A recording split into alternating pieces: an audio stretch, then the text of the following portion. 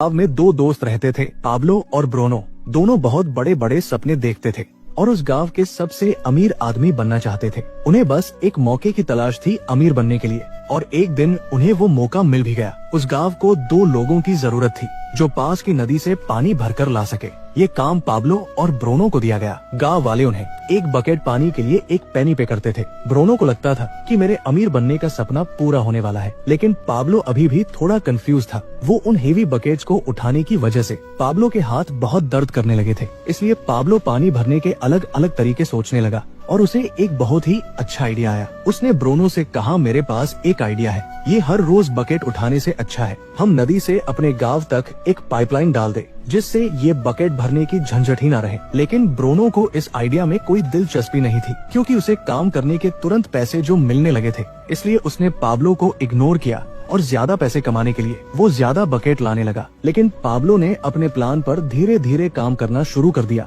वो आधे दिन बकेट भरता और बाकी के टाइम पाइपलाइन बनाता। उसे पता था ये काम बहुत मुश्किल होगा और पाइपलाइन बनाने में 1 से 2 साल लग सकते हैं, लेकिन उसे अपने आइडिया पर भरोसा था, इसलिए उसने पाइपलाइन के लिए काम जारी रखा। कुछ महीने बाद ब्रूनो और गांव वालों ने उस पर हंसना शुरू कर दिया, क्योंकि 1-2 महीने में उसका कुछ खास काम नहीं हुआ था। इसलिए गांव वाले उसे पाब्लो द पाइपलाइन मैन कहकर उसका मजाक उड़ाते थे। और दूसरी तरफ बकेट भरने वाले ब्रूनो की इनकम डबल हो चुकी थी। वो एक बड़ा घर खरीद चुका था, उसकी लाइफस्टाइल बदल चुकी थी। ब्रूनो जब वीकेंड्स पर मजे करता तब भी पाब्लो पाइपलाइन के लिए खुदाई का काम करता था। और कुछ ही महीने बाद पाब्लो की आधी पाइपलाइन बन चुकी थी, जिसकी वजह से उसे पानी भरने के लिए अब आधे रास्ते तक ही आना पड़ता था। इससे उसका काफी टाइम बचने लगा और वो पाइपलाइन बनाने में ज्यादा टाइम देने लगा। इधर कुछ महीनों बाद ब्रूनो को रियलाइज हुआ कि रोजाना इतनी बकेट उठाने से उसका शरीर अब पूरी तरह से थक चुका था। अब वो पहले जितना पानी नहीं ला सकता था, जिसकी वजह से वो बहुत परेशान रहने लगा। और इस तरह महीने गुजरते गए, पर पाब्लो ने अपनी पाइपलाइन पर काम जारी रखा